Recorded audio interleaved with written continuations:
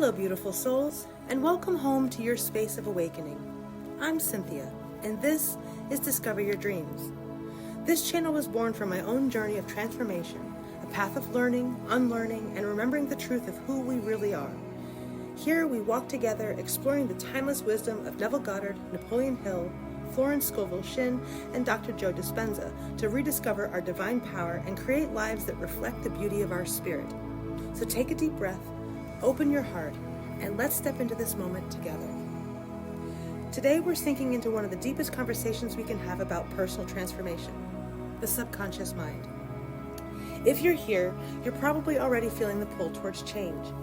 Maybe you've been noticing patterns that keep repeating. Maybe you've been trying to shift your life on the surface, new goals, new habits, new affirmations, but something underneath keeps tugging you back into the old ways. And if that's the case, you're not alone. Every single one of us carries stories, beliefs, emotions, and memories beneath the surface, messages we didn't choose, but learned. Think of it like walking into a forest just after dawn. The light is soft, the world is quiet. There's a sense that something ancient and true is waiting to be remembered. That's the subconscious, the quiet root system beneath the surface of your life. Some scientists say 95% of our behavior comes from the hidden root system. Dr. Joe Dispenza goes even further, suggesting almost everything we do is automated unless we intervene.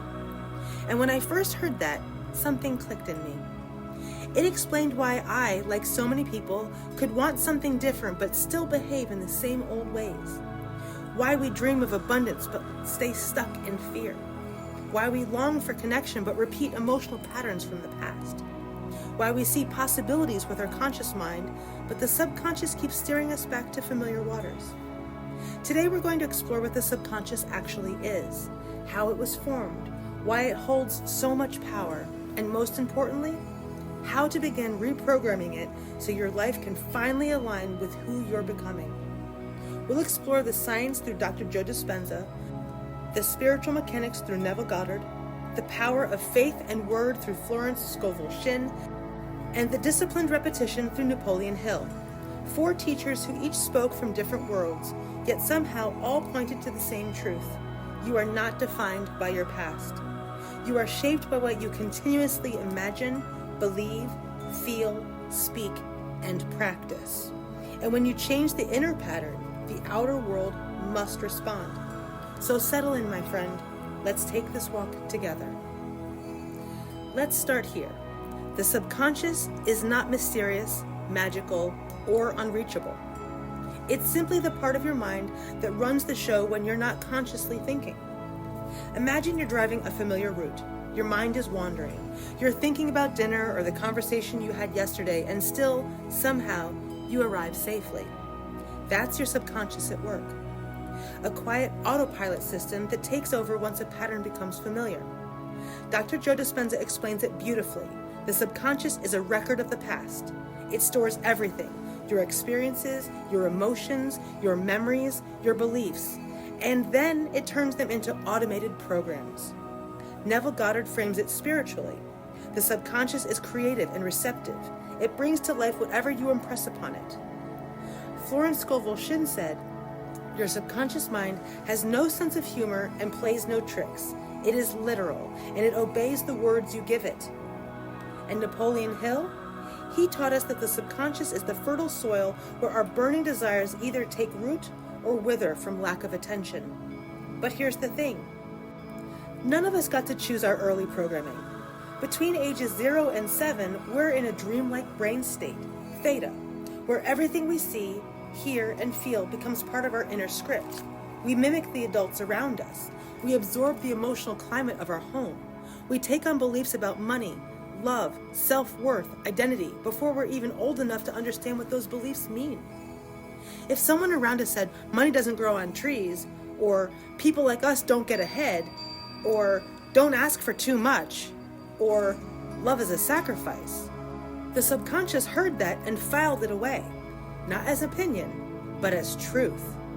So by the time we're adults, we're often walking around with an inner world we did not choose. And that brings us here.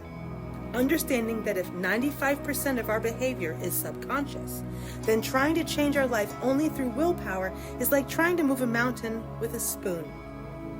Transformation is possible, deeply possible, but it requires working with the part of the mind that actually holds the power. Every belief you hold is like a lens you look through. If you have a belief that life is hard, you'll see evidence everywhere. If you believe, I always struggle financially, you'll subconsciously make choices that reinforce that belief. If you believe I'm unlucky in love, you'll repeat patterns, not because you want to, but because familiar feels safe to the subconscious. Dr. Joe Dispenza describes this as a memorized self, a set of automatic feelings and reactions that create the same outcomes over and over. Neville Goddard explains it as a dwelling in the same state. If you stay in the state of lack, you experience more lack. If you stay in the state of love, you attract love.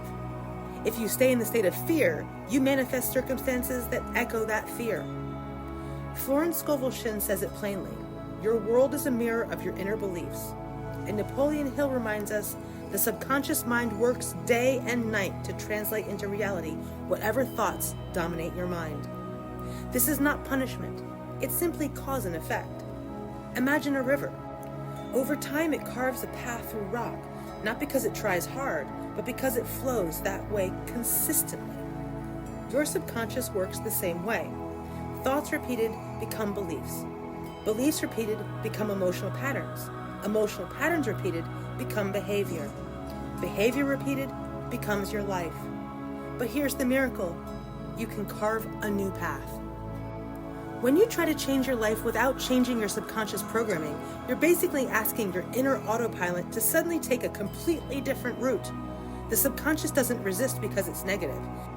It resists because it's not familiar. Dr. Joe Dispenza describes this as the body being addicted to the past.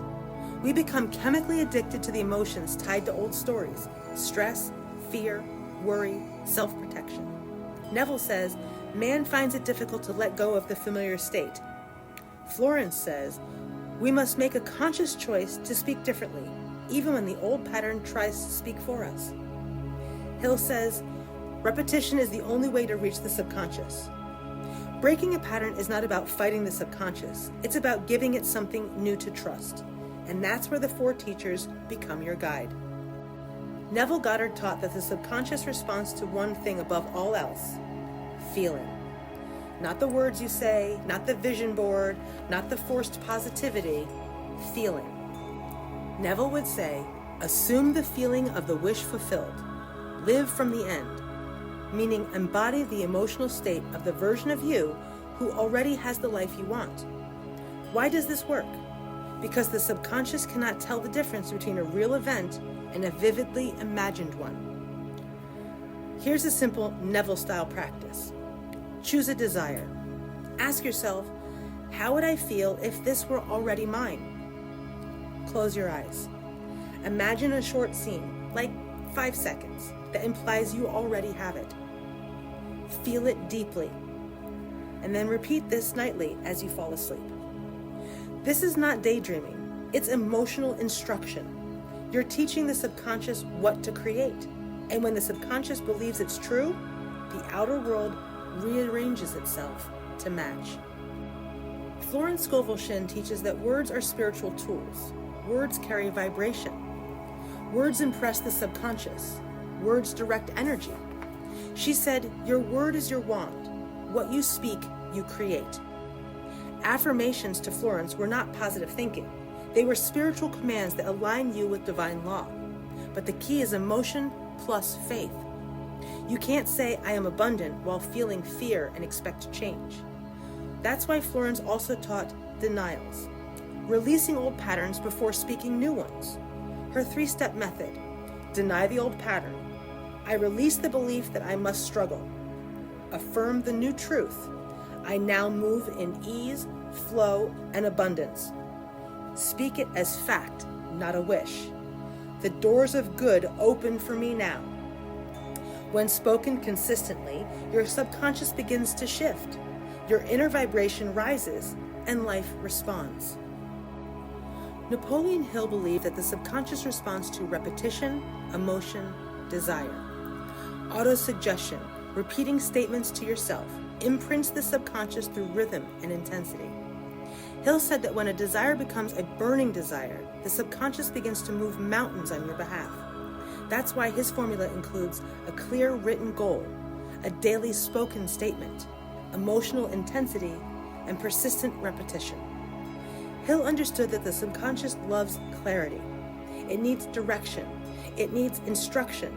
And once you give it a consistent message, the universe begins lining up opportunities to match it. Dr. Joe Dispenza brings modern science to this ancient wisdom. He teaches that the subconscious is reprogrammed through elevated emotion, intention, repetition, and shifting brainwave states. When you meditate deeply, dropping into alpha or theta states, the subconscious becomes highly suggestible. Dispenza combines this with elevated emotions like gratitude, freedom, joy, love. Why?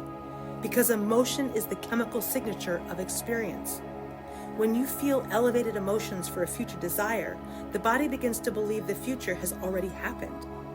This rewires neural pathways. It breaks old emotional addictions. It pulls you out of the old story and into a new frequency. This is where your personal voice shines. Reprogramming doesn't happen in chaos. It happens in quiet moments. Nature is one of the greatest teachers of the subconscious. Look at the forest. Trees grow in silence. Roots expand unseen. Transformation happens underground before it ever shows above the surface. Your subconscious works the same way. You don't need to force anything. You just need practices that nurture the soil. Stillness, journaling, meditation, walking in nature, breath work, grounding your feet on the earth. These practices create the space for new beliefs to take root. Let's practice a short meditative moment together. Take a breath with me. Let your shoulders drop. Let your jaw unclench. Let your breath move gently in and out. Now ask yourself, what story am I ready to stop living? What emotion am I ready to release? What new truth am I ready to embody? Feel the answers. Don't analyze them. Your subconscious speaks through feeling first. I have put a simple 7-day reprogramming plan in the description for those of you that want more guidance and structure in this area. My friend, you are not broken. You are not stuck. You are not defined by the stories you inherited. You are becoming.